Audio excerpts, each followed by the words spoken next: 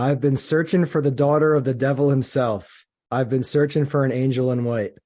I've been waiting for a woman who's a little of both, and I can feel her, but she's nowhere in sight. That's a song by Eagles, One of These Nights, from their 1975 album called One of These Nights.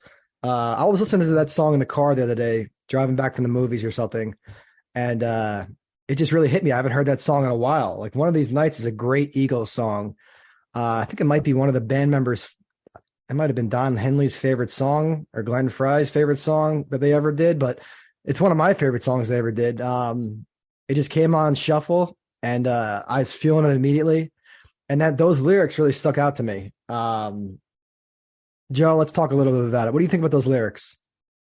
Well, I think those lyrics are poetry. I think they're genius. I think a lot of what those guys did was my all-time. I mean, I got so many favorites by them. It's not funny. I alluded to, however, my favorite is the last song on Hotel California, appropriately named The Last Resort. That thing it's a storybook folded in front of your eyes, like page after page, and it's cascading. Anyway, to get back to yours, I'm off on a tangent here. These lyrics here, I think every man. I've been searching for the daughter of the devil himself. Not really. No one's searching for the daughter of Lucifer. But I've been searching for the daughter of the devil himself. I've been searching for an angel in white. I've been looking for a woman who's a little of both. I can feel her, but she's nowhere in sight. It's just this onward quest of this lily white sweetheart, baby doll, even church going type of girl, because we love that too, but we also love the amorous, maybe even a little bad type. We like a little bit of that in there too. And it's that dichotomy that we search for. Few of us ever find that exactly. But I've been looking for a woman who's a little both. We all are. Okay, that I can feel her, but she's nowhere in sight. That, to me, right there, that is, as the kids say, that is dope. You know what I mean? And we're not talking about drugs here, gang. We're just talking about, that is really, really cool, neato lyrics. Okay, so everybody can understand. It's really creative. I can feel her, but she's nowhere in sight. It's like I'm honing in. It's just really, really, really great lyrics. And really, it's no surprise. Like I said, those guys. And then after they were struck by lightning, what I mean by that is after Joe Walsh came on board, it even got better. But those guys, for the longest time, were just laying down some stuff that's just unbelievable. And this was a little snapshot therein. Yeah. I mean, I think right away I sent you a voice note and I told you those lyrics, and I was like, man, like, we have to do these on the show. Or I don't even know if I said we're doing the show. It's like, this song is freaking amazing. I mean, I haven't heard it in so long. And, you're like, dude, that song smacked you right in the face as you were driving, man. We have to do that in the show. That's what it's about. These lyrics are not just random. They're something that means something to us or has made an impact in our life recently, or we felt strongly. And yeah, it's true. I mean, you want a nice girl who's like, very proper and handles herself well in public. The parents love her.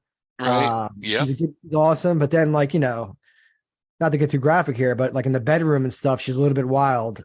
She's got a wild side to her. She's not going to be like, cheating on you or anything like that. No. But she's got a little bit badass side to her where just a little edge. She's got a little edge. Yeah. She's got a little, I'm not saying she's got to have tattoos everywhere. She's got to be worshiping the devil. None of that. No. No. It's a matter of, it's a dichotomy. That's all. You can't, because there's a lot of girls who are like, they're either one or the other. It's like, they're almost too nice. But finding the right mixture is nice. It's nice. Yeah. And I actually think that, it's the duality of humans. I think quite a bit of them have a certain, that there's a range, we're all human. It's that duality of humans. We all have a little bit of that. So I think that, it's not like searching for the Holy Grail, for God's sake. I mean, it's, but it's just, I think what he's saying, he's like to find that balance, that balance. That's all. There's certain girls, like, they just want to stay in. They don't want to do anything. They don't want to really go out. They just want to find a person to marry, have kids, and just live a very like normal conservative life. But I like the girls. I like girls who like to go to concerts, right? Girls who really like rock and roll, who go to the concert and really just like dance and sing to like this rock band. Just even that's enough of an edge for me. Yeah, exactly. Not just not just I don't know, girls who don't want to go out and girls don't want to do anything. There's a vibe there, right? You got a vibe with a girl, but Yeah. I want a nice girl like who's loyal, who doesn't cheat on me. But then the wild side is there where she's fun. We'll just leave it at that. She's fun, right? Yeah, she's fun, and the girl that wants to stay home and all that too. That's fine too, because I mean, it depends on what stage of life you're in too, bro. I mean, at my age, in my stage, that would actually be refreshing. That would be cool. I think the big thing is, you hit on something that sometimes young ladies will settle down and get married just to settle down and get married. And are they really deeply in love with their dude? No, but he's a good guy. He's a good guy. He puts up the swing set in the backyard. He takes the kids to soccer. He's a good guy.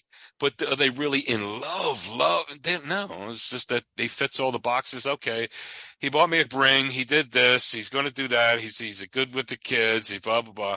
He's a pretty good guy, but she's not deeply in love with him. And I think that therein is a tragedy. Maybe I'm an idealist, but I think a good deal of marriages today are like that. Maybe that's why a lot of marriages end in divorce. I don't know. Over 50% end in divorce. And I'm not saying everyone out there get all defensive, and young ladies out there maybe listening going, oh, wait a minute. No, I'm just saying that happens all too often. In your circumstance, you like a girl at your age, that's fine. I can understand it to go out to concerts. You don't Yeah, want but her out even every night, but I've you want her to seen go out with you once a week. I don't mind the one that wants to stay home as long as she's true, as long as we're true to one another. Yeah, but like it's That's one of the those things where you're like, do you want to go even just going to the movies? Like, do you want to go to the movies? I'm like, no, I just want to stay in, and I just want to like, get to bed early tonight and like, why not well, stay up a little bit late tonight? Why not like let's go out and do something? And then, I want someone who's like ready and willing to like have fun and go out a little bit. Also, yeah, but I a also little love to bit. stay. I love to stay home and watch Netflix and hang out on the couch too. I love cuddling with my girl and stuff like that too. I'm just Yes, saying, exactly. you know what I'm saying? When there's a vibe with certain girls where it's like, okay, this girl, she's going to be very Yes. vanilla, sex is going to be all missionary, that type of thing where, Right, right, right. Yes, I mean it can be, and that you kind of know early on. I was in a relationship with someone like that. I was crazy about it. We're crazy about each other. But at times, yeah, it was like, it was like, um, you know, how many drinks did you have now? Is that your fifth? I'm yeah, like, they what? like pressure you, Yo, like say you want to like smoke a joint or have a couple beers or something like that here and there. And like, right. if it's one of those things that they're on your case constantly trying to change you, you're like, no, don't do that. You're too old to do this. And you're just like, wait, just let me live my life. Let me cut loose a little bit. It's like that general attitude. I want a girl who is like, oh, have a couple beers, smoke that joint and just be like, not be, let the guy be himself. That's enough for me too, where you're not on his case and trying to change him into a different person, right? You're not trying to turn him into something he's not. Exactly. And it was just one of these things where if it were work night or something like that, I don't even think I'd be drinking. But I'm talking about like on a Friday or Saturday night out at a function. It's like, what do you mean? What? How many? You're driving. Okay, you got the keys. You're driving. What are you asking me for? What do this is once a week thing. Now, if it's a weeknight and you see me drinking more than I don't even Yeah, drink at I all on a know. Yeah, weeknight, then I exactly. could say, okay, Yeah. sweetheart, thank you for keeping me in line. It's just one of those things. But it was just one of those things that I think what the lyrics, what the artist is really saying is to find someone, because we all have that little bit. Guys have it, humans have it, that good side and that bad side, the fun side, the boring side. But I think what he's saying is to find a woman that's got that nice balance, whatever that Even like balance in for a him is. just a That's what. little thing, a woman's ability just to be able to dance and move really smoothly. See on our dance floor, her moving naturally and dancing. And some girls just can't really dance. Like just the ability to like move the body and dance and have fun and let loose and not be self-conscious. That's even the quality that I'm talking about too. Yeah, yeah, yeah. I'm hip. I'm hip, bro. Yeah. So yeah, that's our opening. We got to talk a little bit about girls there, but I this just is want to say one thing before we move on to that too, and this was not staged, it was not planned whatsoever, is that It wasn't a month ago. We were talking about the Eagles. We were talking about Hotel California. We were also talking about the Eagles prior to Hotel California and what a great band they were. And this was only like a month ago. And this came on. You called me one night last week and said, Joe, I can't believe these lyrics I'm hearing in the car. I just heard them, and I had to tell you, I got to use this on the show. And you just, you reiterated those lyrics that you just told me. So it was not planned. Those guys are talented, they're talented. It's like the whole, even like it's not just the lyrics. This song, if you listen to the beat of this song, like it's like really unique and it just sounds so cool. The guitar, everything about it just comes together nicely. It's like, this is a really special song. I can understand why. I think it was either Don Henley or Glenn Frey that said it was their favorite song Eagles ever did. I'm not saying the Eagles, because apparently like it's Eagles, it's not the Eagles. But when you're talking, you almost have to say the in front of it, or else it sounds dumb. But it's like FBI. They say it's not the FBI, it's FBI. Federal Bureau of Investigation. They don't like the in front of it, or one of those. I think CIA maybe. One of those two, either the FBI or CIA. They don't like the word the in front of there. It's just one of those little things. I think it's maybe CIA. Yeah. But I'm not sure. Yeah, so I want to talk a little bit about something interesting that happened when a fantasy becomes a reality type thing.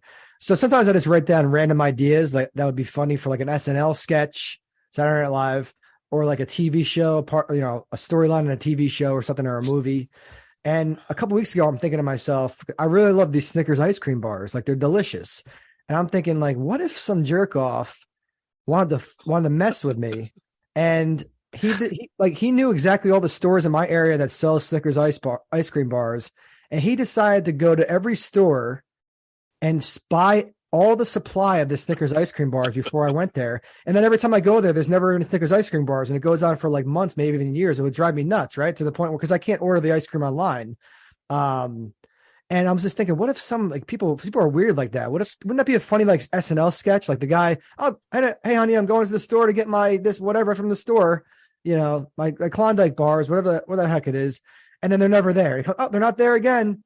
And it's then he finds out it's like some guy from his past who's got a grudge, and he's buying this whole supply of these ice cream bars.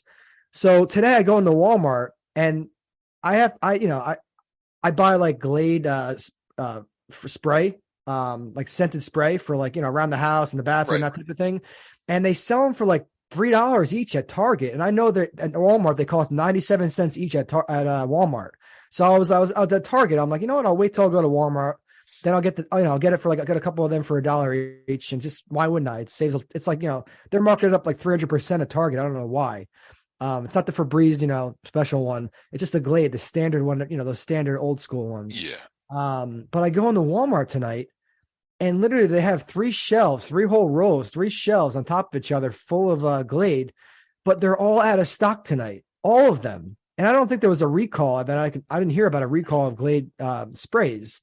And I immediately came to my mind. I'm like, oh my, this is crazy. Not that anyone bought all the Glades, but I was like, this is like wild. Like, just one of those things. Like, you go to get your thing, and then literally like they have like there's supposed to be hundreds of them in stock, and there's none. I'm like, is somebody buying and reselling these? What the hell is going on? But I digress. That's just something random that happened that really threw me off, because I was like, where's all the Glade?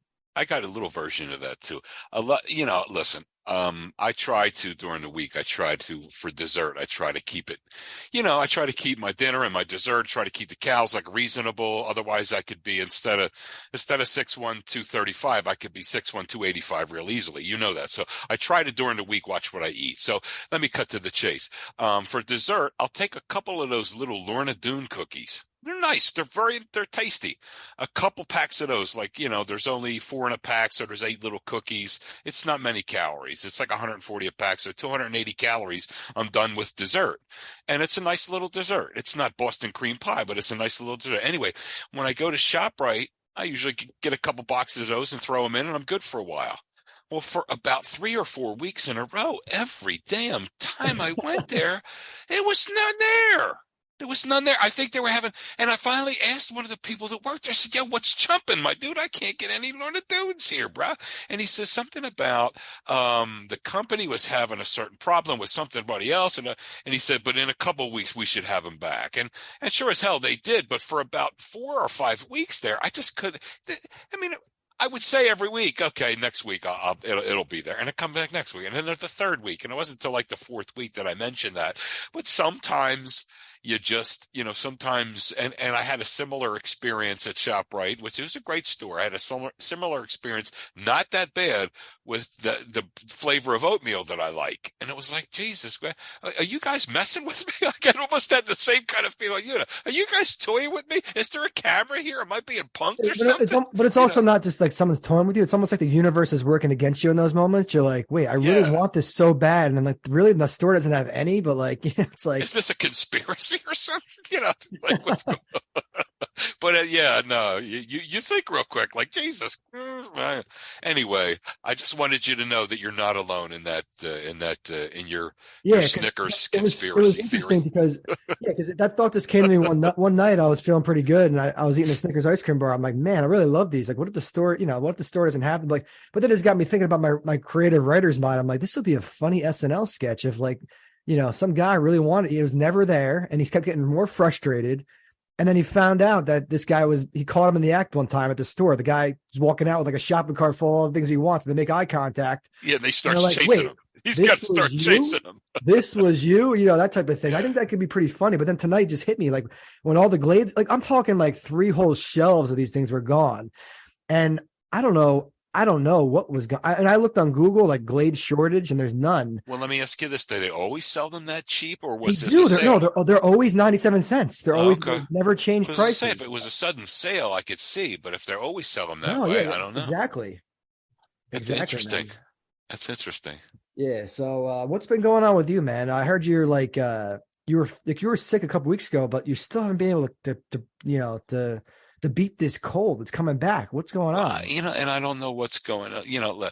I felt normal for about a day and a half. It was probably late last week, like, I don't know, maybe Wednesday, Thursday, or so, Friday maybe. I felt normal for about like a day and a half, and then over the weekend, it just started coming back. Now, I don't know if it's the same thing coming back. I don't know if it's something else. There are all kind of things floating around out there right now. I was thinking about I might go to the doc sooner or later, but I don't know. I might just ride this out because it doesn't have the throat involved now, the way it did before. It's just way up it's not pleasant, but it's way up in the head, and it feels like I got maybe a car parked on my forehead. The pressure is unbelievable, but, it is what it is. I'm not alone.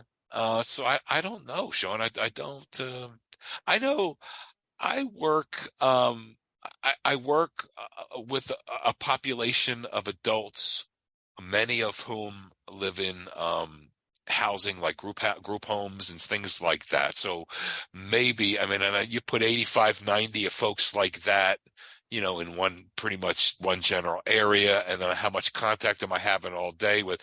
So, contact meaning like even being like within 2-3 feet, it's probably quite a bit. Several of them I have actually talked to, like kind of close up too. So, it could be that.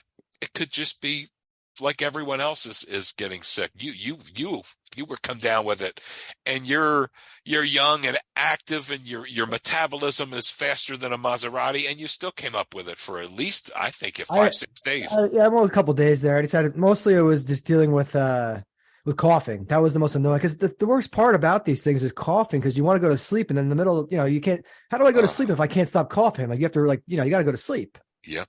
Yeah. So that's one thing I'm grateful for right now. I heard you were telling me that you took a little bit of my advice. You went into CVS or something, and you went with the CVS brand of Dayquil and NyQuil instead of the other brand. I'm glad I was able to encourage you or influence you a little bit. Yeah, it was basically half price. And I thought, you know what, man? Exactly. It's half price, dude. It's like, yeah, when you get down to it, it's the same stuff. It's the same ingredients. So I figured, I think I said, let me make Shawnee proud here, man. I'm gonna break this off. I'm gonna get the CVS this and CVS, and it looks exactly the same. And has it been effective? Has it worked the same? Has it been fine? Like, yeah, it's worked well. Good. Glad to hear it, man. Yep. So, I'm also glad that no celebrities have died. We did our last show Friday night, but it feels like someone always dies before our show. We always have to talk about them. Tonight doesn't really, there's a pro wrestler who died, Jay Briscoe. I don't know a lot about him, but it's kind of like a tragic story. Like he was driving with his daughters in the car and someone hit them head on. Another car crossed the boundary and hit them head on. It's one of those uncontrollable accidents that, you can't avoid. And he had his daughters in the car, but he's a professional wrestler in AEW. So rest in peace to Jay Briscoe. Yeah, I didn't know a lot about him, but it's a tragic story and it was just so sudden. And he had him and his brother are like a tag team.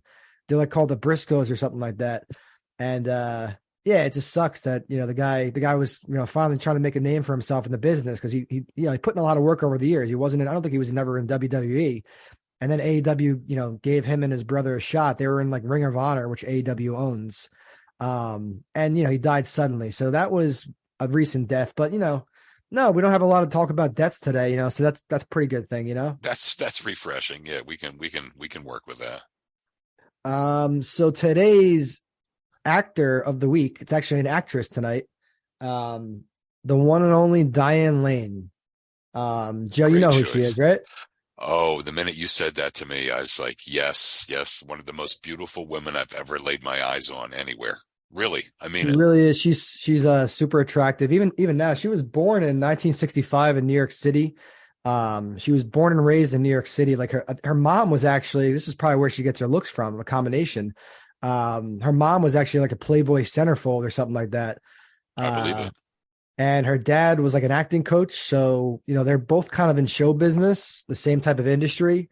And I guess Diane, from an early age, she started acting as a kid. She was in like Broadway at the age she was in school plays, and then she was in Broadway. I think she was in a play with like Meryl Streep at the age of 12. But I was watching an interview with her. She was on Colbert Show, the Stephen Colbert Show.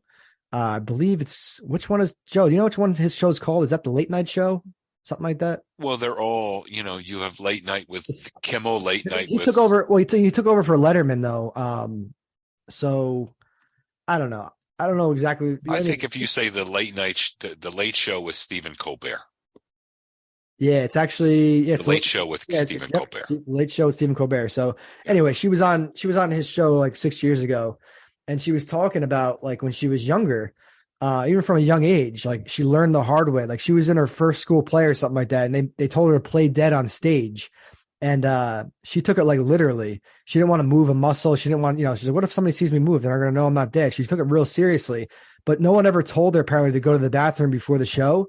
So she peed her pants while on stage playing dead.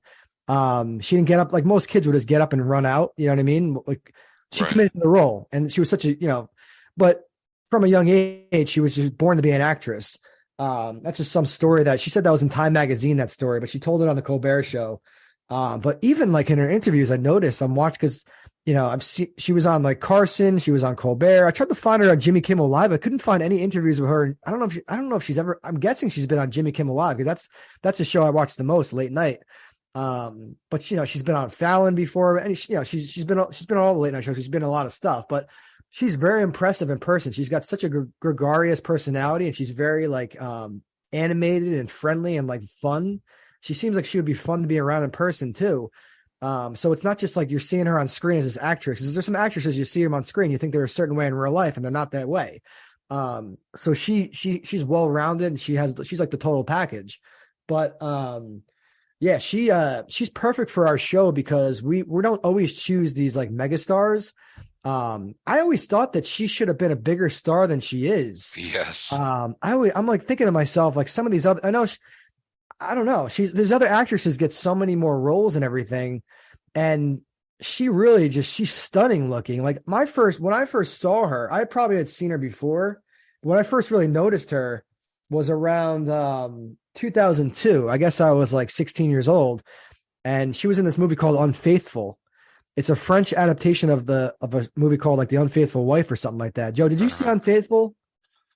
I can't remember that. Because this movie, this used to be on like HBO or those channels all the time. And whenever I was like watching TV, it would be on, and I would keep watching it over and over. I'm like, this is amazing. This movie's awesome. She's an unfaithful wife in the movie, not the, greatest character in terms of how you're judging a person. Like she cheated on her husband, but she had an affair with like this French guy who owned like a bookstore or something like that. But she was just like great in that. I was thinking to myself, because I'm 16, I'm like, wait, like how old is this woman? Like, she's pretty damn attractive.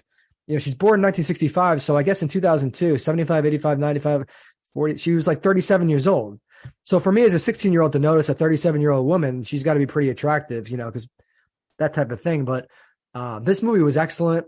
It was just a great movie. And that's what really that's when I really noticed who she was. But she was in, a lot of other stuff. She had been acting for a while. She started off in New York City, and then she eventually moved to California, Los Angeles, I think when she was like in high school. But then her mom like brought her back to because they family like moved to Georgia at one point. Her mom like kidnapped her and brought her back to Georgia or something. It was a whole crazy story that I read.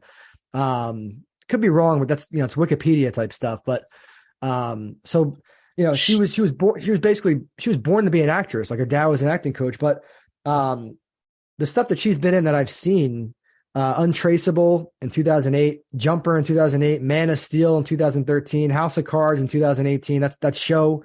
That was a Kevin Spacey show. Obviously, he got canceled, but that show, I used to love that show. House of Cards was an awesome show, except for the last season was kind of awful. But that show was awesome. Let Him Go with Kevin Costner in 2020. The Perfect Storm. And she was in The Perfect Storm in 2000. She played Mark Wahlberg's love interest. But I actually saw that in movies. And for some reason, even though I saw that in movies, like I saw that in the movies in Virginia, I was at a soccer tournament and like I was visiting my cousin or something. I don't really remember her from The Perfect Storm. But that's what really put her on the map and got her like hot in terms of getting more roles. And she was in Hardball with Keanu Reeves in 2001, My Dog Skip in 2000. So I had seen those movies before I saw Unfaithful. But Unfaithful, you couldn't avoid her in that. She was like this older, sexy woman who had an affair, and you're watching all these scenes, and you're like, oh my god, like. But she was in the movie. She was also in the movie Jack with Robin Williams, where Robin Williams is an adult who like plays a kid or something like that. He's like childlike. He comes back as a kid. It's like, I saw that in the movies with my grandmother in Florida, but I was like 10 years old at the time. I wasn't like really paying attention to who, I think she was the mother in the movie or something like that. I wasn't paying attention that closely to Diane Lane when I was like 10. She was in The Outsiders when she was young. Yeah, she was in The Outsiders, and I think that was The Outside. Was The Outsiders 1983? Oh, that was the 80s, right? Yeah, it could have been. Yeah, it was 83. Yeah. But then, she was in Judge Dredd in 95. But the thing that for me that stood out to me when I really noticed her was Unfaithful. Because I mean, I probably watched that movie like 15 times while I was in high school. Because like I said, it was always happened to be on TV. Yeah, I probably saw it. I probably saw it many a time, but just didn't know the name of it. Like tuned in late or whatever and watched some of it. Yeah. But she's hard to look away from once you get a glimpse. She really is remarkable. She's not only gorgeous. We're focusing on the actress here. I know I'll let you talk in a second. We're focused on the actress here, and she's a phenomenal talent. Like she can take on a lot of roles, and she was supposed to play Hillary Clinton in like a Monica Lewinsky they're supposed to make a Hillary Clinton like movie about like the whole Clinton scandal, and she was playing Hillary Clinton, but it got canceled because there's too much controversy surrounding the story or something like that. So that would have been interesting for her playing Hillary Clinton, but. She was in the Cotton Club, Sean. Cotton Club. She was in the Cotton Club, the movie Cotton Club in 1984. What was that about? I don't remember that one. It was, I can't remember exactly what it was, but it was 30s or 40s type of setting and so forth. It was a while back. It's 1984. It was a good movie. It was well-renowned movie. Yeah, so she's been in a lot of good stuff. She's been in a lot of TV stuff too that we don't even talk about. But she's been House of Cards is one. House of Cards is one of them. That was on Netflix. Yeah. And then she was in some other show that I don't know. She was in some other show that I never watched. But my point is she's super attractive. It's hard to look away when she's on screen. But she's a very talented actress. Like we don't want to be a thing here where we're choosing the actress based off looks, because we're going to choose a lot of actresses. No. But we might, we're not going to be, we're not going to be singing her praises about how good looking she is. We're just like this. She was in this and she was great in this just for her craft. And that's what we're doing with Diane Lane. But we can't avoid that this woman is super attractive. I mean, exactly. That's what I mean. And she was born right around your time, Joe. She was born in 65, man. Yeah. She's one of our finest actresses, and really she meets the criteria for what we do head on. Sometimes we do, like I said, sometimes we do the superstars, and in between we do the B actors, and sometimes just below the B actors, and the people that you wonder how they weren't like this one. You would just wonder, with her talent, with her looks and everything else, you wonder how she wasn't, because I could think of 3 or 4 actresses that are like more famous than she is, but don't have what she has. So you wonder what's going on sometimes, but it's just one of those things. It was a really good choice. Really good choice, Sean. Thanks. Mhm. Yeah, I mean she's awesome. And it's just Love one of her. those things. Always have. I'm more of a fan of her now after because I chose her for the show, but then I started watching some of her interviews in the late night shows because a lot of these late night shows you can see the actor's personality. Like are they just like really bland? Are they just like dull? She's a real person and she's fun. I mean, I was just, she's fun. I mean, I saw her when she was there was a clip of her on the Carson show. And just from a young age, she was just super like just vivacious and just like, man, I was like, man, if I was a single man and I, happened to be in Hollywood or something like that, but I don't know. It's one of those things. It's like, how is she not more famous and how is she not a bigger actress? I know Exactly.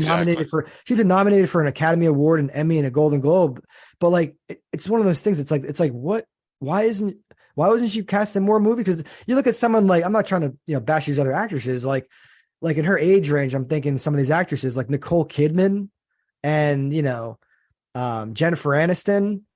And, it's like Kidman was married to Cruz and she's also very talented, but we'll do her one show. But it's one of those things like I think Diane Lane is just as good as Nicole Kidman acting wise. Oh, hell yeah. Yeah, yeah, yeah. No doubt. So, yeah, she's awesome. And, yeah, that's our actress for the show. Do you have anything more to say? I think, well, I think she was in one more. I can't remember the name of it, but it was about these guys out in Paul Giamatti. You know who Paul Giamatti is. Yeah, And absolutely. one of the brothers in that show Wings. Remember that show Wings? It was one of the brothers. So Paul Giamatti and that actor who played one of the brothers, they were these dudes that were out in California and they were heavily into wine and wine tasting and this and that. Trying to remember the name of the movie, but Virginia Madsen, who's also fits this, and we're not talking about her now, but Virginia Madsen was in that movie, and I think Diane Lane could have been in that movie with them, if I'm not mistaken, but I don't have the name of it right here. But it was a fairly good movie. What was it about? Giamatti and that dude from Wings, that actor, he's been in a lot of stuff. This fella that I'm talking about, they were buddies, and they were out in the California area, and they were like real, like Oh no, I think that was Diane Keaton, dude. they were wine connoisseurs. Do you No, think it was Diane? I've seen that movie. Hold on. I think And I know and what movie Virginia Madsen is one lady in it. And I thought Diane Lane was. it's called Sideways. Is that what it is? Okay, that Yeah, sounds I mean about I've seen right. that movie, but I don't think she was in that. Let me just check if I'm correct Yeah, here. I could be. No, I could be. Virginia Madsen's in it. Sandra Oh, no, Diane Lane's not in that. Not that I Okay, know. Virginia Madsen is in it, but for some reason I thought Diane Lane was in that. Just one of those, okay, just one of those things that this is live TV here. You know what I mean, Yeah. folks? I just And thought that she was, so but that's okay. But like when I said Diane Lane, immediately your ears perked up. You're like, wait, oh, that's a perfect choice, and she's gorgeous and all this. So you know her, right? So it's like Oh, one of those things oh, where, but it's like definitely.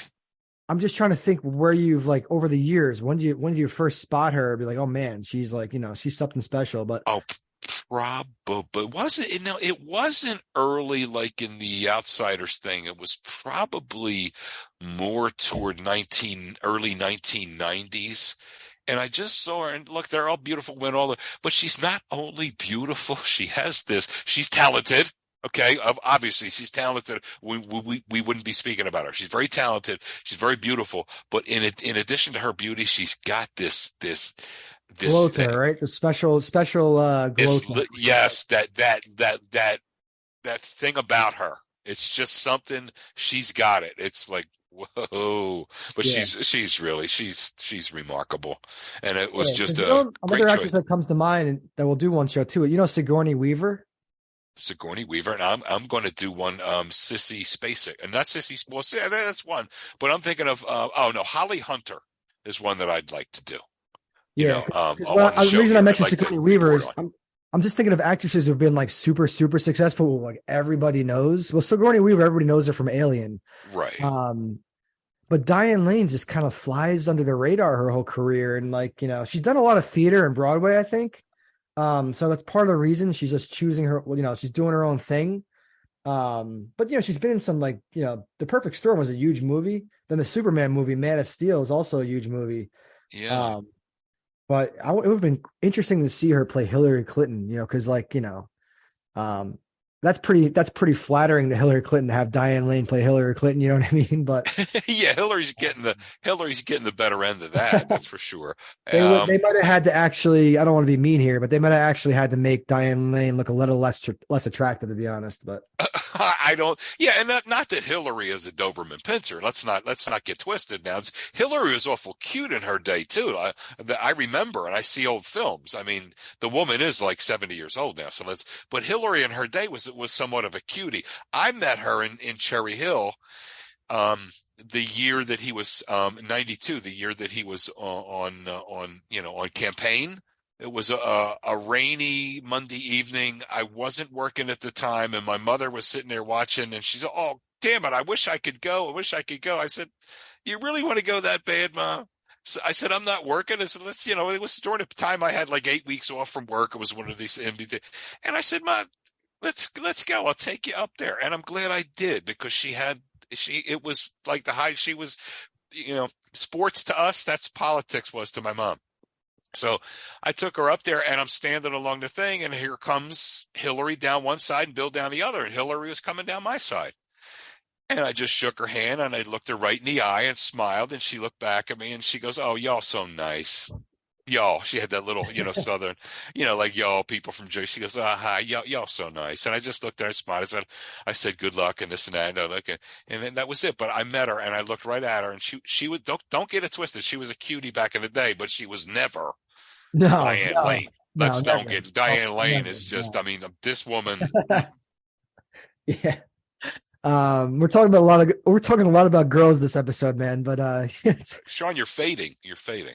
can you Well, hear we me? are, and something we're letting ourselves. That's okay. This is what this is. We're keeping it appropriate, though. We're not Yeah, we're losing two control we're here. two single guys. This is a common topic of Did you turn your conversation. volume down, Sean? Because you're fading on me. I don't know. I can't. You might have check the volume on your computer. It's probably your computer's. Okay. Mine's perfectly fine. You know something, Sean? It was mine. I Okay. hit the switch. Thank you. You stand corrected in your orthopedic shoes, sir. I'm wearing my orthopedic shoes because I stand corrected. Thank you. Okay, so moving on, Snapple Fact. This is a good one. I think this is a really cool one. Snapple Fact 1573. Here, you ready for this, Joe? Oh, hold on. I'm not ready yet. Now I'm right. Go ahead. Earth is the only known planet where fire occurs. Earth is the only known planet where fire occurs, except for the one that's nothing but fire. I guess I guess that's the sun isn't fire, but Is the sun, this is going to sound stupid though. Is the sun a planet? actually, you're right. It's just a collection of gases, isn't it? It's not even a planet. That doesn't sound dumb at all. That's something that you jump at. I think it's a star. It's actually a medium-sized star, I think. Yeah. So this is the only planet in which fire occurs. That we know of. There could be a whole other galaxy and solar system out there that we don't know about. But all to our knowledge, as human beings, as Earthlings, only planet where fire occurs. It's the reason. The scientific reason is because there's oxygen in the air, there's fuel for combustion, and there's heat for ignition, and those are all essential for fire. You know something though, Sean? The last litany, that we know of, that because there is so much out there. There is so much out there that we're only scraping the surface. The experts have still no idea how far that goes and how many millions of planets there are. Millions, literally, of planets there are. So it's wild. But Ask you a question: if someone asked you to if Elon Musk, apparently Elon Musk has SpaceX and they're trying to go to space and stuff. Not to get you talking about Elon Musk, just say it's someone else. Say someone invites you to go to space. Would you go to space? I think I'd have to think about it because it's as exciting as it is. That's not like going, that's not like going for a trip to Disneyland, man. This is What if there's already been like 1,000 trips and no one's died and everyone's fine, everyone braves about it? Oh my God, I went to space. It's been proven that like you're not going to die or anything. It's as safe as like driving and flying. Would you go then? pretty good track record. For free? Yeah, absolutely. Yeah. And there's a pretty good track record that has been established. I think I might do it. Because come on, that's pretty cool. Just sit out. Yes. Imagine just going to a bar talking to people, guys. Like, oh yeah, I went to Home Depot today and got a couple things. You're like, you know what I did last week? I went to space. I was looking back at Earth as little blue tennis ball spinning around. Yeah, that's got to be pretty cool. Yeah, that is cool, man. But the Snapple fact is this. That one really stuck out to me. It's because fire is such, we love fire on this planet, right? Not when fire kills people, but fire just has the ability. Fire made people. The reason probably why we're here, a lot of our ancestors and stuff, the reason why we're still around is because we're able to make fire to keep ourselves warm, Yeah. And to cook and do all these. Fire is an awesome thing, Well, it can be your best friend. It can be also your worst enemy. It's very volatile. It's tough. Right. Fire is uncontrollable a lot of times unless you really put it. But what forest fires suck and a lot of fires do a lot of bad things, but let's not make no mistake about it. Fire is essential to our society. Just like water, where would we need water to stay alive? But too much of it, you want to ever see a flood? You say the kind of thing. See a tsunami. So it depends on proportion with everything, right? Have you ever been in and around a flood? Have you ever been anywhere where there's like a flood? Thank God, no. And I would not want to be, because you got one of the things you have there, in addition to all the stuff, you'll have things coming out of that nearby body of water. Like down in Louisiana with that big one, they had crocodile, they had alligators, they had all kind of poisonous snakes, they had all kind of stuff coming out of that water and floating down the street. Oh God! And then that just for that alone, I wouldn't want to be. But that looks like a miserable existence to be part of a flood, to be in there like that. That's why you watch the news every night, man. I don't know how you do it, because it must, like, you see all the craziest things that happen. You ever think to yourself, like, man, like, I'm just lucky I'm not in the news or nothing has happened to me. I'm just, living my life, but there's so much crazy stuff going on. And people who are stuck imagine having a house and your house is flooded and you got to like throw out all your stuff, that sucks. Well, that's why I would listen, I live in an apartment building. I live way up in the, so I mean, there's no way but honest to God, that's why I would, even if I went back to a residential type of living, like at a house, I would make damn sure that I was nowhere near any possibility of it flooding. Because a lot of folks, they live by a river or something like that. It's probably very nice, but at the same time, you got to be ready for stuff like that. You know what I mean? So if I ever go back into residential living, I will absolutely do my homework on whether or not this is in a flood area or not. Yeah. So I think that's crucial. Speaking of fire, tonight I had to get myself a fire extinguisher, because I'm like, what if something fire happens? I got to be prepared. I have a smoke detector and all that, but I looked up fire extinguishers. I'm like, which one should I get? They have this new aerosol fire extinguishing spray. It's aerosol fire extinguishing spray. So literally, when a fire starts, like a grease fire or electronics or whatever, you spray on it's right out of it. It's like an air freshener, but it's for fire. I bought it tonight. It was like $13 from Walmart. It's pretty cool. And I read the reviews. Everyone says it worked great, because unfortunately they had to use it when there was little fires, but it's the same. It's like probably better than a fire extinguisher, honestly. And it's easy. You don't have, because the problem with fire extinguishers, no one knows how to set them up. They're like, once the fire comes, like they haven't prepared or practiced. Like, what do I do? How do I spray this? What am I doing here? This thing's a simple spray. So I think that's pretty cool. We've come a long way, I'm going to think about that. I'm going to, you remind me of what that is. Why wouldn't you, right? Right. Because I out in the hallway of my building, I have, and I remember the old acronym: you pull, aim, squeeze, and sweep. Pull, aim, squeeze, and sweep. Pass, right? Pull the pin, aim the nozzle, squeeze, and sweep. Go with a sweeping motion. Pass is the acronym. But most people don't know that, though. I got to break the glass. I got to do all kind of stuff. Exactly. Now I have something right here in my cupboard and say, oh shit, there's a fire. Let me grab that. I Done. think that everybody in apartment, I'm dead serious about this. I think everybody in apartment buildings throughout the United States should be a uniform law. You should have this aerosol fire extinguisher spray because think about how many fires it's going to prevent. Yeah, A I'm lot of going to people look at it freak out. myself. People freak out. They start throwing water on the fire and it only makes it worse. They don't know what to do. They're throwing stuff that just like Water on a grease fire, and then the grease exasperates the splashes all fire. over the place. Yeah, Yeah. they don't know what the hell to do. And I'm not only going to look at this thing, Sean. I'm going to get one, and I'm going to do. I'm sure you did research on it. I did. I looked at the reviews. They're all great. When I look at reviews, I don't just look at the reviews. I read what they say. I look at the people, what they're writing. So I read it. So it's pretty cool. And I'm going to let the people down in the front office here know that maybe they should, inspire everyone to as many people as possible to get them. Yeah, because you're like in an apartment building, so Yeah, yeah. it's a whole different. You're relying on other jabronis and jabronis, other jokers and jabronis. That's the Rock used to call That people. means everybody lives in an apartment. Is it jabroni? What are you No, talking about? no, not jabronis in the sense you're living because you're living in an apartment. Not that. Oh, okay. Jabronis in the sense that everyday schmoes. You're relying on them not to burn your whole building down. It's like you have to really trust people. How are we getting this? Where are we getting this stuff from? I know what you mean. Is that if you live in a house or something like that, it's just you. If you live in an apartment building, you got other people, and if all it takes is one knucklehead. That's my point. Yeah, I got you. You ready for that? You have something else to say? No, I just want to say that in the apartment complex, though. What I have to say, though, is there are sprinklers in every apartment. So if something goes off, that's good. Yeah. You got sprinklers and you're isolated. So, but go ahead. You ready for real versus fake news stories? You ready to be stumped? I'm not ready to be stumped. Should it happen, I won't be ashamed. But yeah, go ahead. Okay. First story. Remember, 2 are fake and 1 is real. You have to pick out the real story. So it's the opposite of what you did. You did 2 real, 1 fake. I'm doing 2 fake, 1 real. You got it? Okay. So you want me to pick out what's real here? Yeah. Okay. When I read this story, I was like, whoa. In Indonesia, a 23-year-old woman gave birth to a baby boy. The baby boy had a third eye.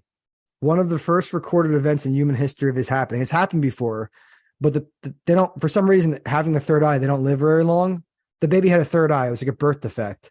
So that was, when I read that, I was like, okay, it's pretty crazy. Third eye, imagine all of us are evolved, like humans evolve even more. If we evolve even more. It just reminded me of one night. I had to say this real quickly. Well, when am I quick? We don't in a hurry. It was this is way back in my early days, in my early 20s, mid 20s. Are you stalling to look up the answer? I'm not at all. Okay.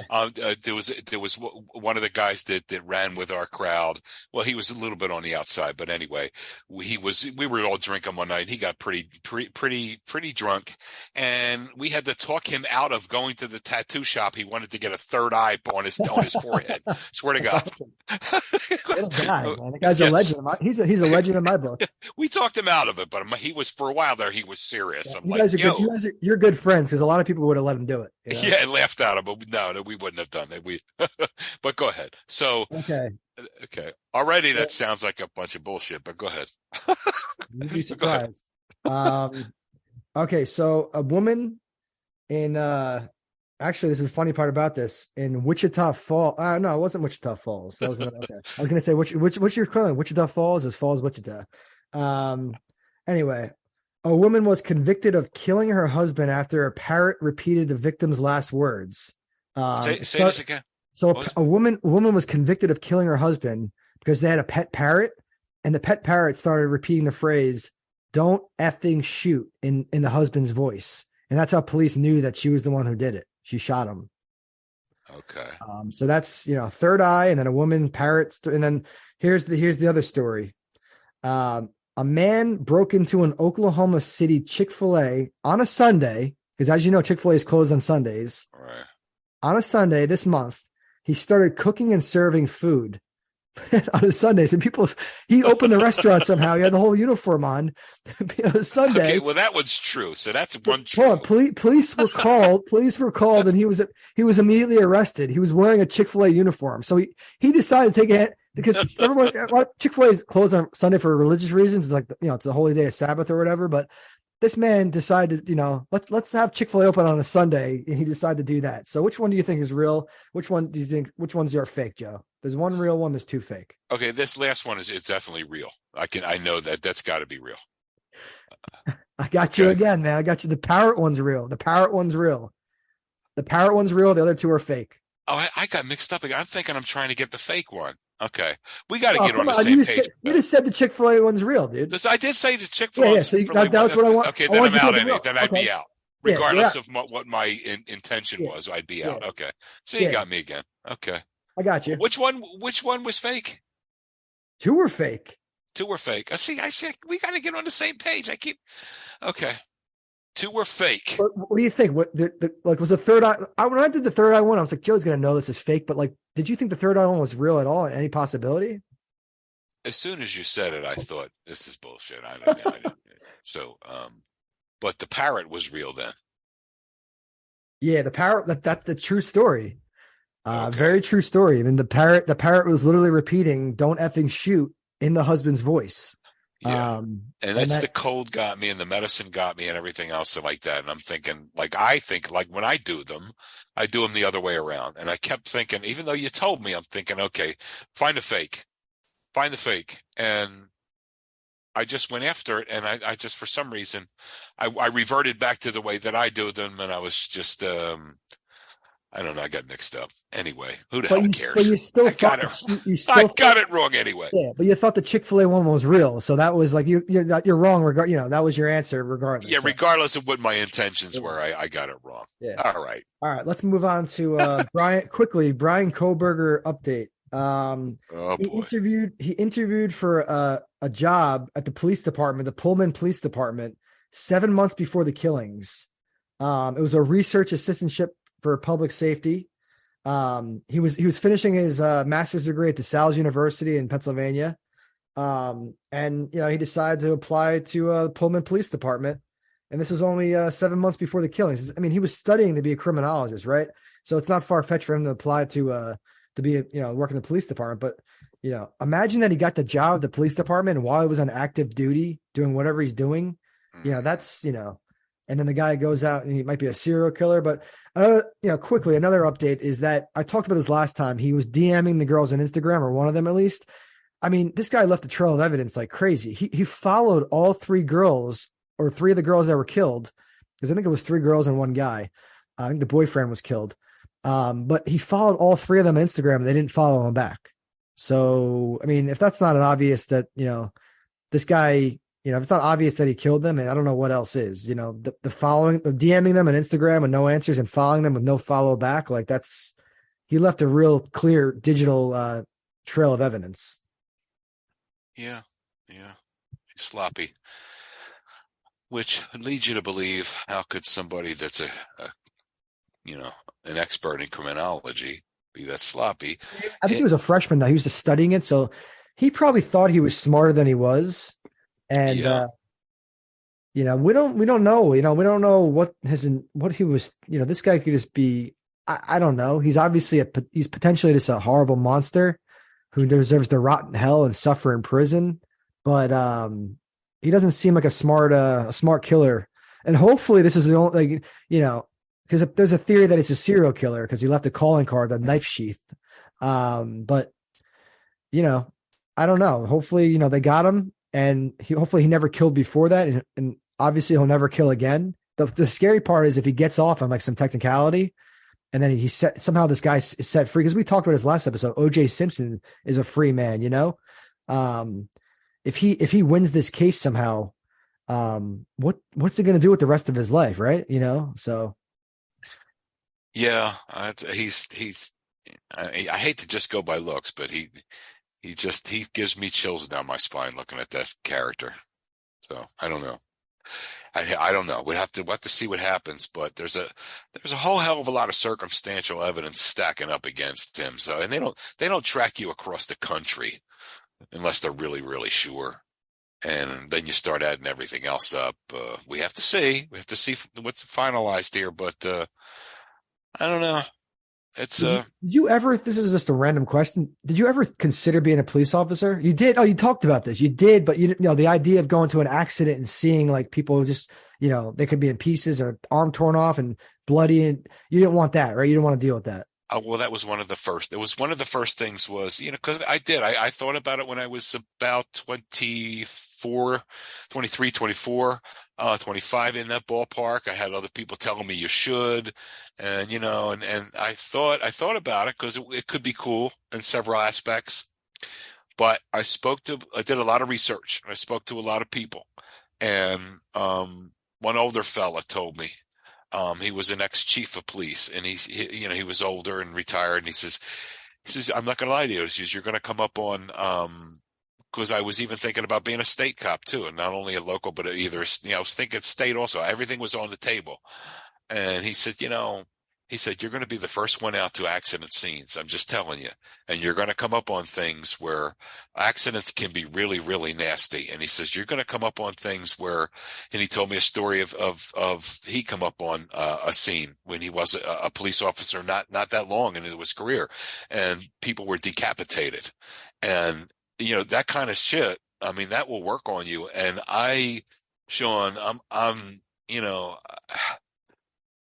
despite an exterior that looks, and I can be a hard ass dude, sort of like, exterior, but despite that, I'm pretty soft and emotional in ways too. And that stuff would eat me alive. That stuff would probably, so you got a lot of that, not decapitations every day. That's like as bad as it gets, but you've got people sitting there looking at you with their eyes wide open that are deceased, they're passed away. You got people struggling. That's even worse. You see everything along that line. That's just the traffic part of it. And then think about the other things that you see and the things that go on. And, the more I thought about it, I thought it's probably, and then if you're a cop, you get people that want to take a poke at you, people that want to drive by your house and do this or you never know. And it was all those things put together that dissuaded me from doing that. It's probably a good move. Yeah. Yeah, that would have been, because a lot of cops have a lot of psychological issues they have to deal with. It's like, Yeah. It's I would have leaned on something, job. Sean. I'm sorry to talk over you like that. We sometimes we overlap, but I probably, knowing me, would have leaned on something to make me feel better, especially if I were. Let me ask you a question. What about being a detective, where you don't have to like be the first person on the scene of an accident, where you can figure out cases and solve them? That never intrigued you? Nah. It does when you're watching a pro movie or something like that, and it's like, wow, that'd be cool. But no, because I don't want to get too close to some of these people that are doing some of these nasty things. I don't want to be. I don't want to be. I get a little bit of discomfort knowing that I'm on their radar or anything like that. I don't want to be close to anything like that. And at the end of the day, it looks, when you're watching movies and TV shows, it looks like that'd be cool. Nah, I don't think so.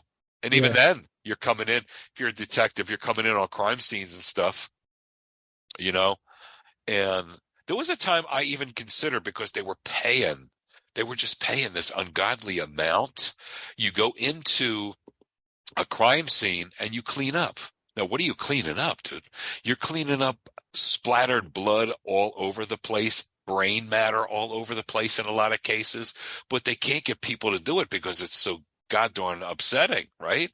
So they pay an astronomical salary for you to go in and do it. I even thought about that for a while, but I thought, no, that would mess with me too. That would mess with me too, I know after a while you probably become, I don't think you become immune to that, but you become a little more used to it, but still,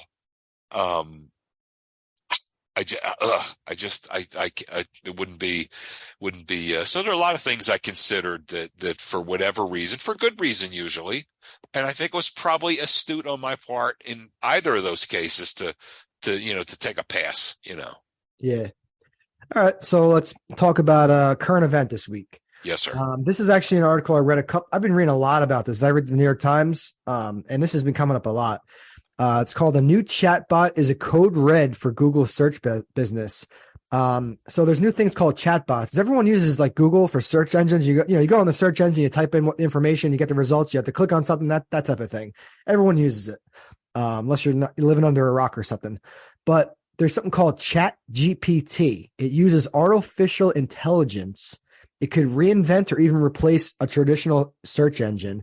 And Google's Google's internally, they're calling it a code red, because this is a big thing in technology. This is what Silicon Valley dreads. It's an enormous technological change that could upend the business. And the thing about it is it's created by a company called OpenAI, the chatbot. It was developed by researchers at Google. But they went on to do, work elsewhere. And then they finally went all out with this. And right now Google's hesitant about using their own chatbot. Because basically, Joe, what it is imagine talking to someone on texting me, for example. We're just texting. Imagine just anything you need to find. It's like talking to a person, and they give you real sentences.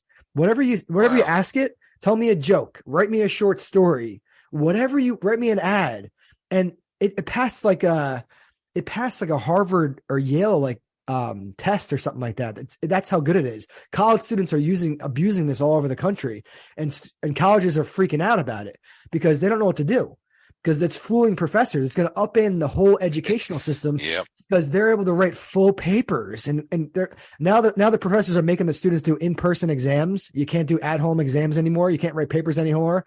They don't have the technology to check if they use ChatGPT.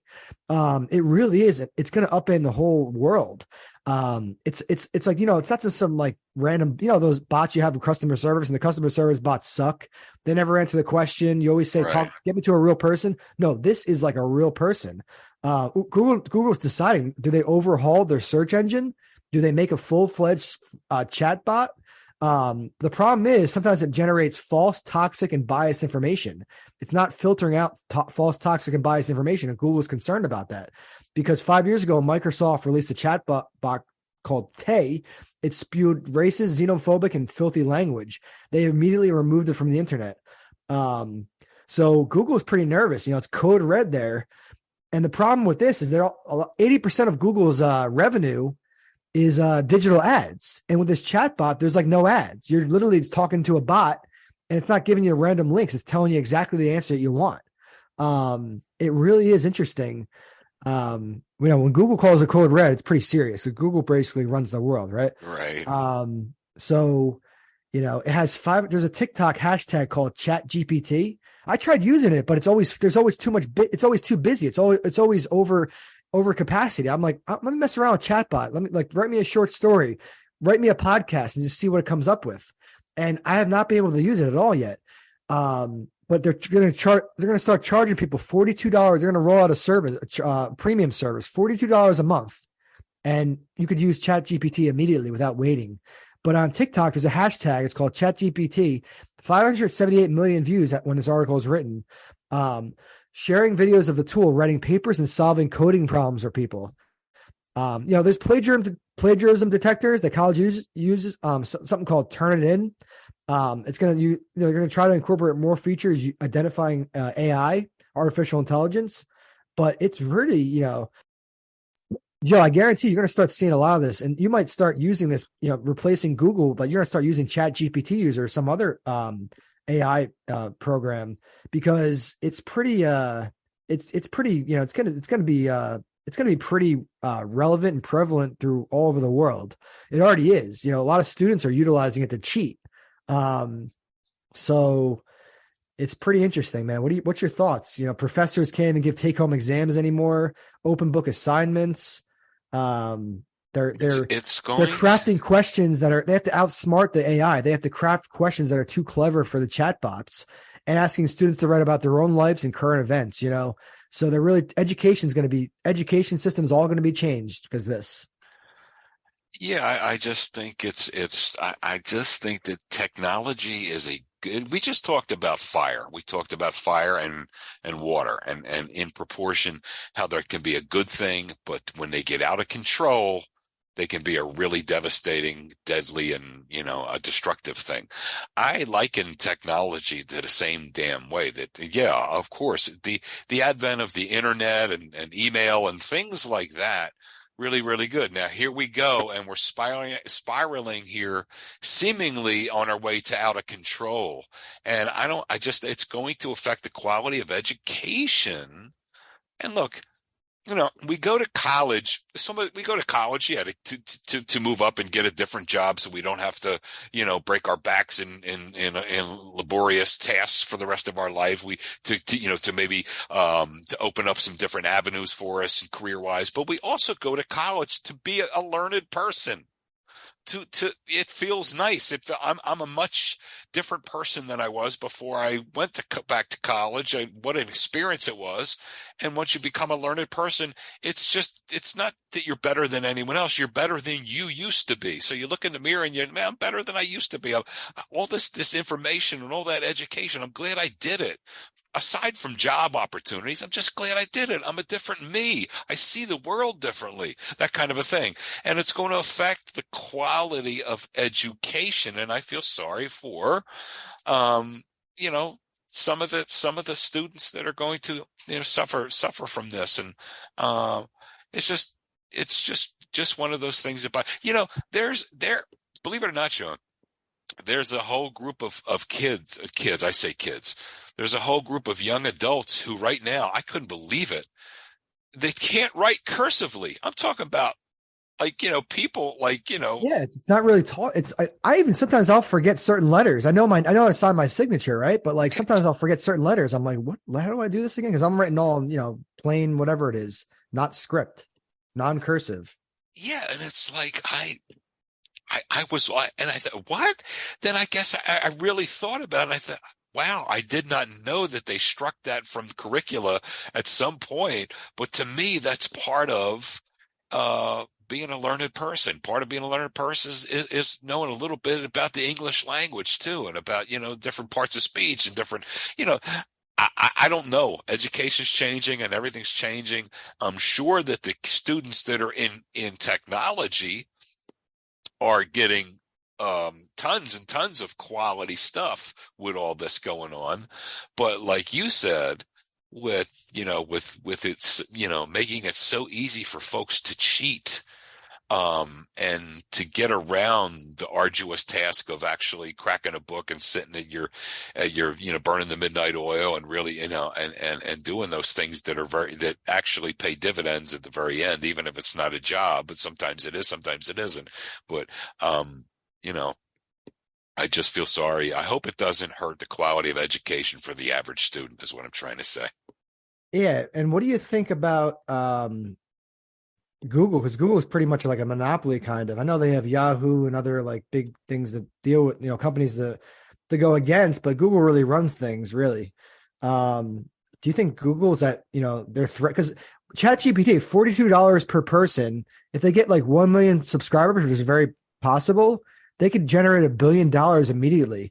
And if Google can't roll something out to compete, because Google's whole focus is, how can we incorporate ads? How can we make money off this? Well, they can have this, because I don't think Google's not the type of company that wants to charge people for a product. Google is basically free. So I don't know what they're going to do. And like, and then what if ChatGPT, the people open AI, what if they like trademark some of the technology and Google can't even, Google's worried about the toxic and racist and xenophobic responses that could be generated by accident, because it's just a computer talking. The computer doesn't really have a conscience most times. The computer just generates information. Right. It's interesting because Google can really be affected by this.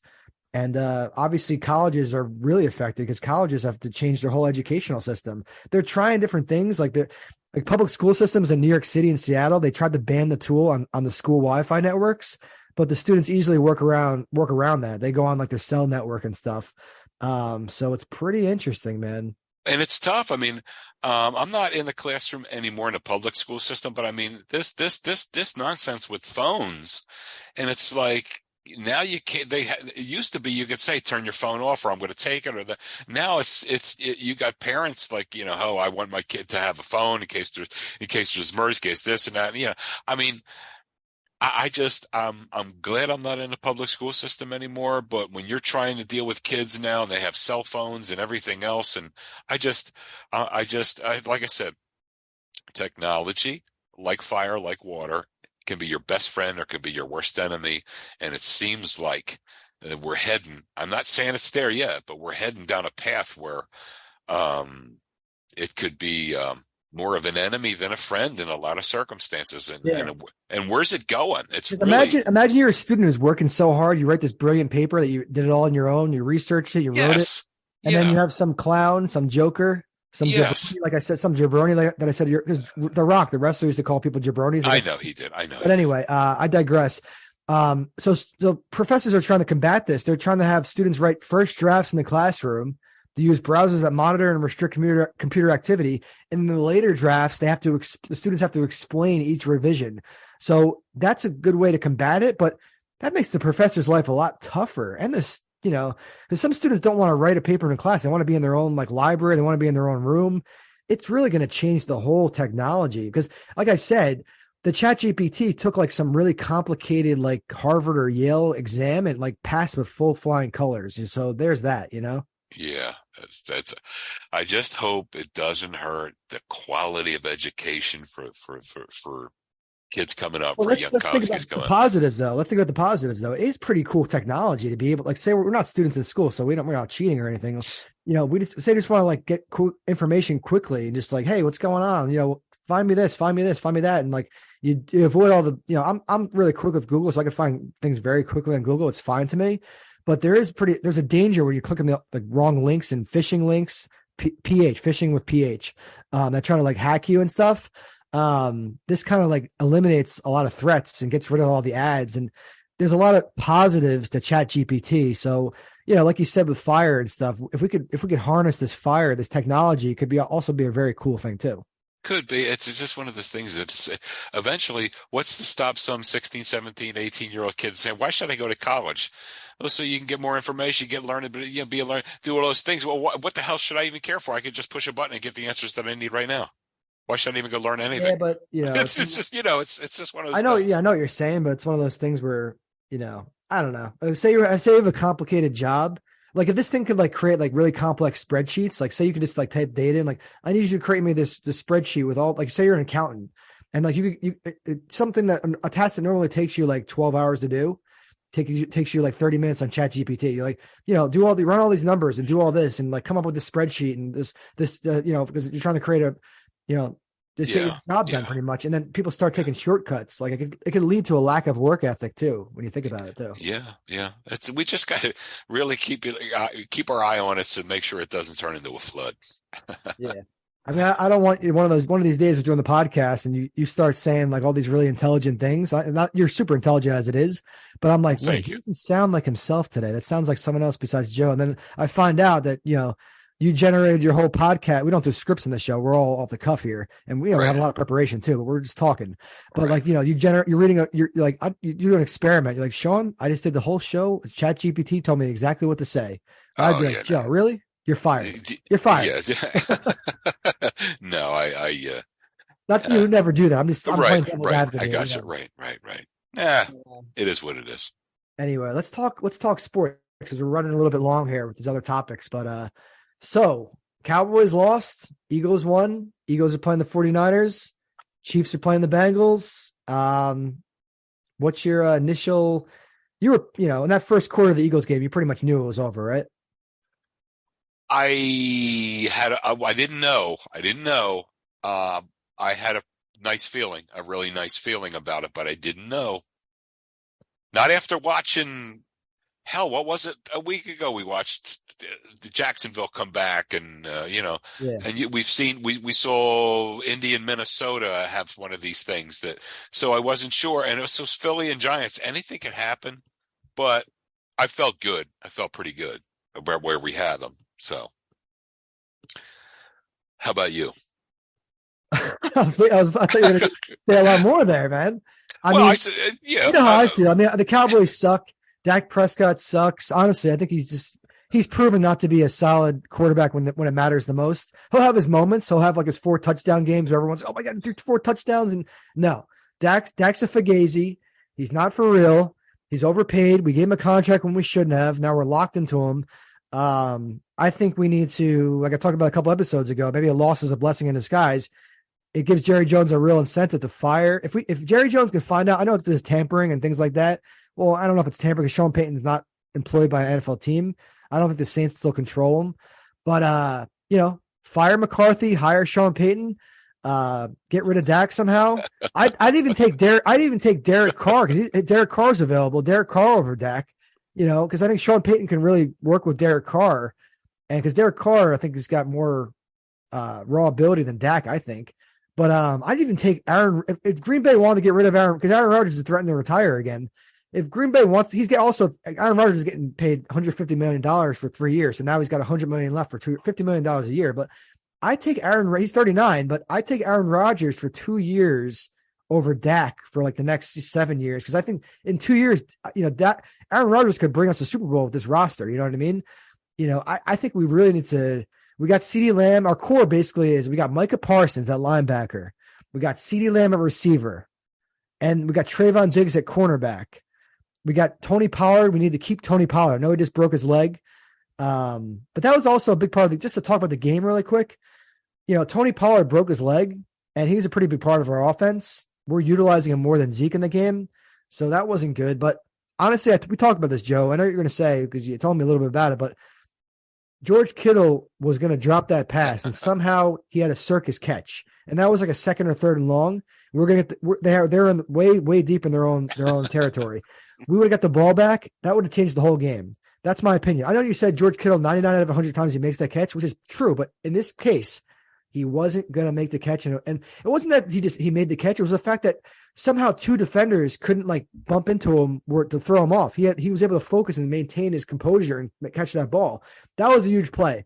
But, I don't know. Brett Maher, his extra point got blocked, and that would have been he would have missed anyway because even the announcer said, Greg Olson, he said, he was going to miss that anyway. They showed it. He was going to miss it wide to the left. But, we would have been down by, I think the score, was 19, the game was 19-12, but at one point it was like 16-12, I think, or something like that. So it would have been 16-13 if we made that extra point. We would have all been down by a field goal. We wouldn't have needed a touchdown. But, Cowboys are disappointed. Every year they're disappointment. We haven't won a Super Bowl in 27 years. We haven't been to the NFC Championship, I think, since like 95, I guess, the last time we made the Super Bowl. We not looking good. I don't think we're going to win a Super Bowl with the currently constructed roster and the coach.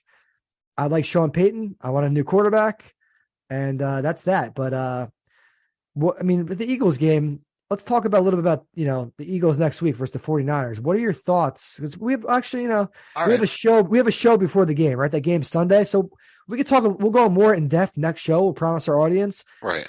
We'll do another show Friday or Saturday, and we'll talk a little bit more about that matchup. But, I won't put you on the spot. I won't ask you for a prediction yet. I'll ask you for a prediction next show. But okay. What do you think happened to the Giants versus the Eagles? Do you think the Eagles just came out like crazy and the Giants just couldn't keep up? I think over the last 4 weeks, you've had a lot of people, namely the quarterback and a couple other people that were just absent, not there. You had I told you about the slot corner for us. Gardner Johnson, who was out for like 5 weeks. He had a lacerated kidney. He wasn't there. And you had some guy named Blankenship trying to take his place. And that slot position was, CeeDee Lamb was eating him up alive, just going right across. It was just, that's a very important position defensively. And that was left pretty much naked for like five weeks now. You had a myriad of injuries and people that were out. And the team just was a little bit flat over the last month. So I just thought, hey, man, if they come back the way they used to play like 6 weeks ago, which isn't that long ago, if they wake up and get their act together, we're going to see. If they come out and play like they've been the last 3 or 4 weeks, we're going to have problems even against the Giants. Well, they answered the question. They came out and they were, okay, guys, let's go right back into the way we were. Everybody's healthy. Let's get it together. And now Be that as it may, they're playing a Giants team. No disrespect to the New York Football Giants, but the San Francisco 49ers are not the just up and coming, glad to make the playoffs, New York Football Giants. Must respect to them, their program and their coach, the Giants. They're coming along, but this gang out here, they're a whole different animal. But when I look at any game, it's just the same way. If you go back and look at the last, and I'm not saying I'm this and that, but if you go back and look at the last 4 games, this weekend's games that I looked at, it pretty much all unfolded the way I said that it would. That the Bengals were going to beat the Bills. The Jaguars may not beat the Chiefs, but they're going to give them a damn good run for their money. And aside from a fumble on the 3-yard line, that thing's tied with 2 minutes left. Or the Jags are like three points down with 2.5 minutes left. The Eagles handled the Giants. And I don't even know what the hell else was. What was the other one? The Vikings or somebody? Yeah, the Giants beat the Vikings last week. I mean, I've been pretty much on. So when I look at this thing. So let's talk a little bit about we're going to talk this next episode. Let's reserve next episode for really our analysis of this upcoming matchups. For this episode, let's review what just happened, what just occurred this weekend. Bengals, Bills. Were you surprised at how dominant the Bengals looked? Nope. I wasn't surprised at all because they're a good football team, and they did last year what they're going to do next Sunday, and they're going to go into Arrowhead and win this football game because they're not afraid of that team whatsoever. They've beaten them the last 2 or 3 times they played them. A couple of times been in Arrowhead. One of them has been for the AFC title game last year. And I'm going to tell you that Chiefs team is very pedestrian lately. And they don't have that Tyreek Hill, and that made a world of difference. That made a world of difference. Another thing, though, they thought they had Tyreek Hill's replacement and Mecole Hardman. He was on my fantasy team. Mecole Hardman, he's from the University of Georgia. He was a fast receiver in the same mold as Tyreek Hill, but he got hurt earlier this season. But he before he got hurt, that guy was playing awesome. He was basically a Tyreek Hill replacement. So that's just important to note that they're missing Mecole Hardman too. Okay. And that's fine, but they are missing him, and I can see the Bengals going in with this quarterback's got ice water in his veins. And that's a real good. They have a good running game. I see them handling. I see them handling. I do going in handling the Chiefs. So I was not surprised with the Bengals beating the Bills. I told you I was concerned about the Bills for about a month now. The same concern I had about the Eagles. The difference is the Eagles came out and said, okay, we're back. Now, they said we're back against the Giants. I still have to see. I'm still wondering, but it's a good sign. So I was not surprised at the Bills staying flat and them getting beat by Cincinnati. I was not surprised by Doug Peterson's Jaguars being right there to the end with that team. Not surprised at all. Certainly wasn't surprised that we handled the Giants. And I was not surprised at all. I talked to you on several occasions. Respect your Dallas Cowboys. Go ahead. I'm not going to cut you off. I was going to say the first time you sent me a very long voice note and when we found out the 49ers were going to play the Cowboys, and you were pretty confident the 49ers were going to whoop us, dude.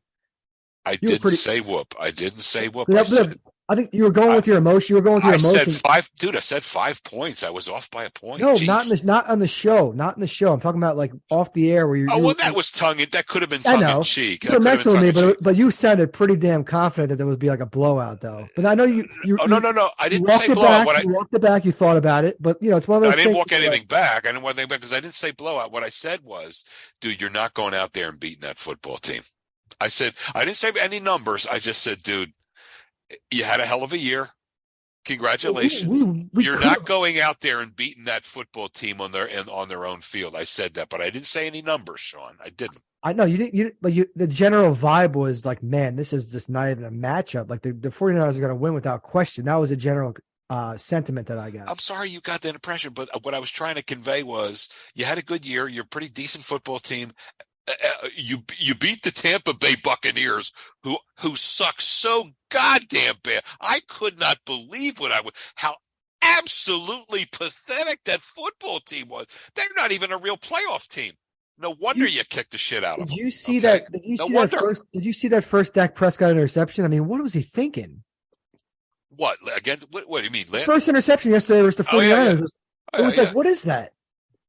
Well, he's gotten away with stuff like that before. He's gotten away. Dude, first of all, how about that one that he threw to the linebacker on the 49ers that would have sealed that game up? That's what I'm saying, dude. Because like he catches that.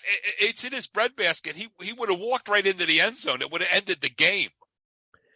Dak Prescott does that. He has so many of those those close interceptions. You're like, okay, is this guy really a NFL quarterback? Because it's almost like he's really nervous and he can't think straight, and he's just making these decisions that are just like so like, what is going on? Yeah, you rattle him just a little bit, and he's like a rookie quarterback. He's like what I hope the Eagles defense is going to do to this little Skippy or whatever his name is on the 49ers. Purdy, Skippy, whatever. I got news for you. Brock Purdy. No, you're hoping as a Cowboy fan, you're hoping he's going to beat us. But guess I got to be honest with you, for the he's show, not going to. He's going to get slapped around and he's going to throw it up. I guarantee you're one of my good friends, and we have the show to do. So I think for the sake of the show, I mean, as a Cowboys fan, yeah, like it would be cool to see the Eagles lose, but for the sake of the show, I kind of want you to go to the Super Bowl because it's going to be fun talking to you. You're going to be so hyped up. You're going to have, that's cool. It's fun because we have a week before the Super Bowl. There's no games, and it's going to give you a lot of time to really think about it. I honestly, in my gut, I think. Here's the thing, and I'll get more deeper into when we talk about 49ers. Of course, another thing is too, the 49ers are coming off like 12 wins in a row.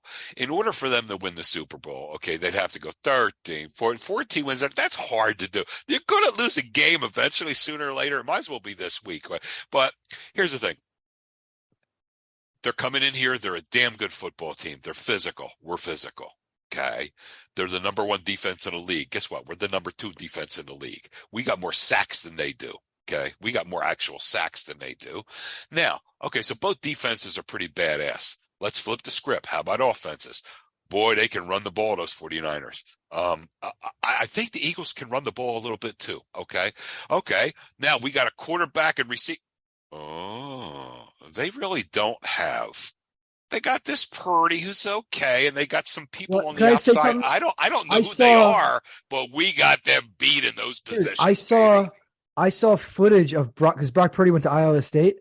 I saw footage of Brock Purdy when he was on Iowa State versus Oklahoma when Hurts was on Oklahoma, and like it was a crazy game. Like they looked like those quarterbacks were slinging it, and Purdy looked very good. I'm like, well, they don't play any defense out there.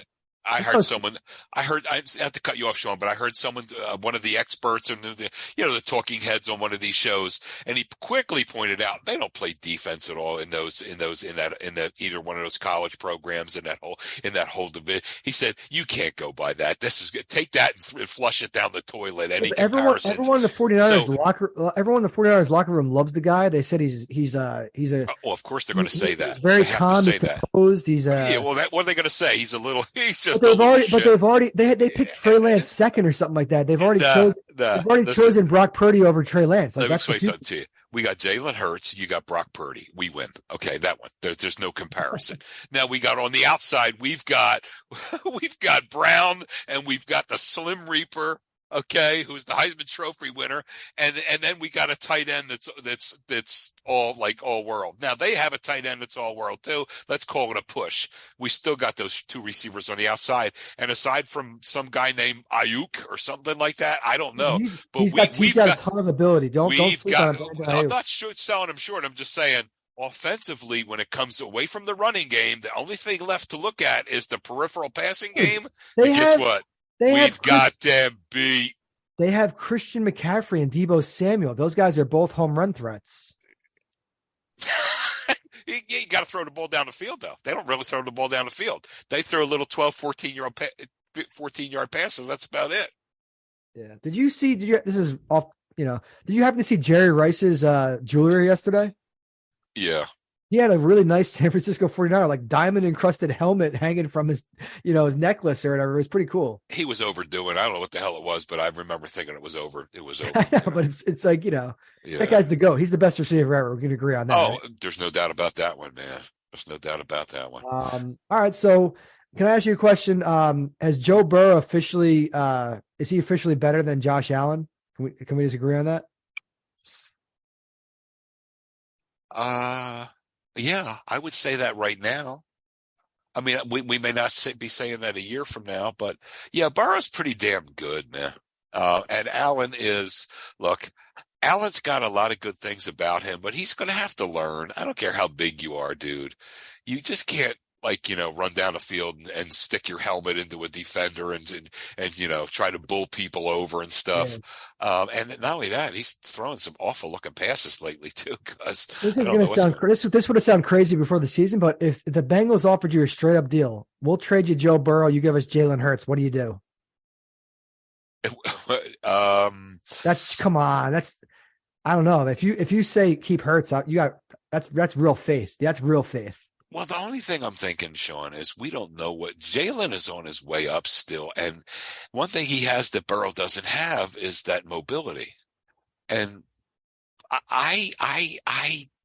so that's why, I mean, of course, as a pure passer, as a pocket presence, I would say, I would say Joe, but at the same time, Jalen is still ascending. We don't know what he's going to be. He's young, he's strong, and he's got that, not like he's a scrambling quarterback, but he's got those like the designed runs and stuff like that. And the thought of him running, it just makes that defender hesitate just that little bit. That's the National Football League. When that defender hesitates just a little bit, that's all the difference in the world. And that's what makes this offense really go.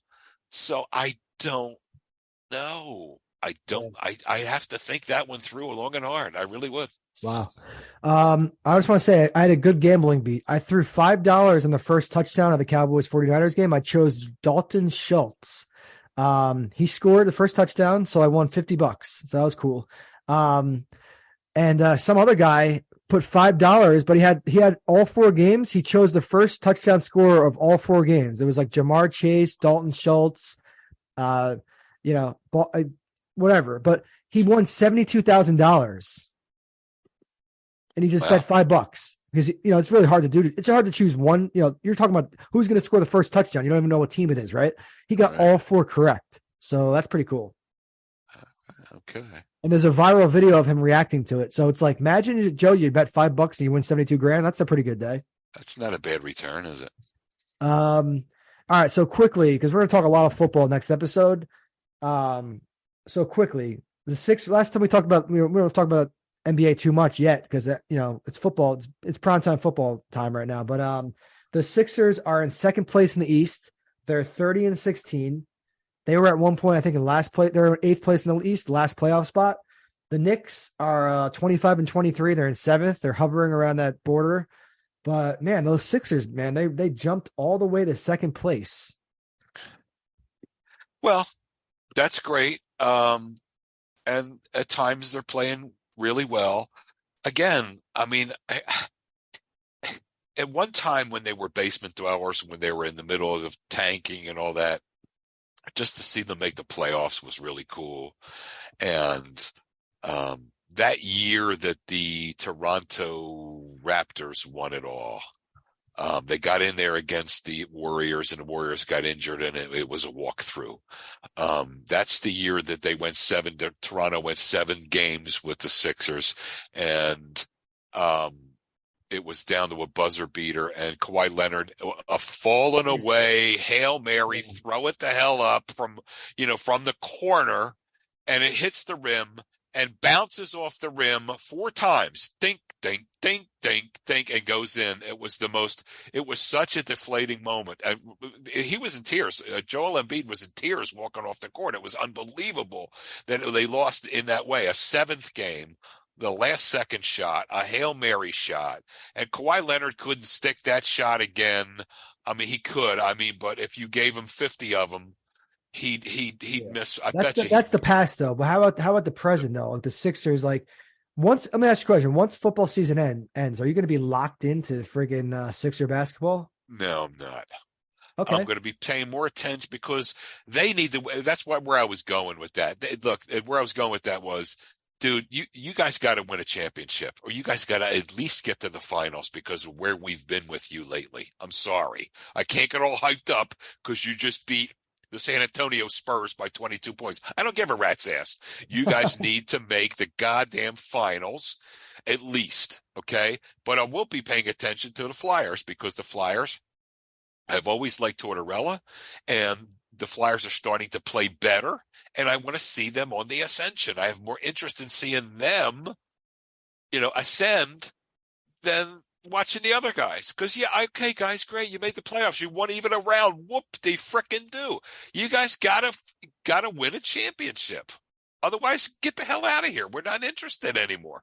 I'm more interested in seeing my Flyers maybe, just maybe, squeak into the playoffs this year. That would be wonderful considering where they are. So my point is everything is relative. Do you know a player on the Flyers named James Van Riemsdyk? I'm aware of him, yes. He went to my high school. What? He went to my high school. He was a neat. student he was a student in high school while I was there. Hell of a good player. We had a pretty good hockey team. I went to Christian Brothers Academy in Lincroft, New Jersey, CBA. Uh-huh. We have quite a sports program there, but I digress. And I always loved John Tortorella. Sean, I've always loved Tortorella. Yeah, well, he was the coach. My dad's a Rangers fan. He was the coach of the Rangers. That guy's a character, man. Oh, I know he was. Anyway, all right. So quickly before we go here, you had Taco Bell again. Did you go with the same exact thing? Same exact thing. All right. So you got. Let me just try to repeat it back to you. You got a Mexican pizza. Okay. You got a quesarito. Right. Let me think what the other one. Did you get the 2 Doritos Los Tacos? 3 Doritos three Doritos Locos Supreme. Oh, so you got the Supreme ones. So that's a different. Yeah. Okay. What do they charge for each of those? Is it like a decent price? More than... when I go out, by the time I'm just salivating. It's 20. It's like $20-something, and I'm like, yeah, sure, here. Because you know me, I'm with the deals. They used to have the Doritos tacos for like $1. So I'm wondering what the Supreme ones are. What are they charging for those? Like, brother, I couldn't tell you. It's like, it's my cheat meal tonight. I'm getting Taco Bell. You can tell me whatever. I know it's going to be 20 something. Okay, here. But I should pay more attention, but hey, it's okay. It's okay. You bought the CVS branded I did. You'd be proud of me. Dayquil, NyQuil. So there's your money for the Taco Bell. Yeah, and my mom would be proud of me too, because she was always like that. Absolutely. So. All right, so everyone, thanks for listening. I just wanted to tell you guys that we're now on Pandora. We're now on Amazon Music. We're now on Stitcher. So people with like Android phones, this is probably better for Android phones because like the people who have Apple could just go right in the podcast app. That's really how a lot of people consume it. We're on Spotify, obviously. We're on TuneIn Radio, but we just added, we're on those platforms now. So it's exciting. So we're growing. Social media, the links will be in the description. The song tonight, one of these nights by Eagles, easy to find on YouTube. And thanks everyone for listening. Joe, the floor is yours. You can check out anytime you like, but you can never leave. Peace. Take care.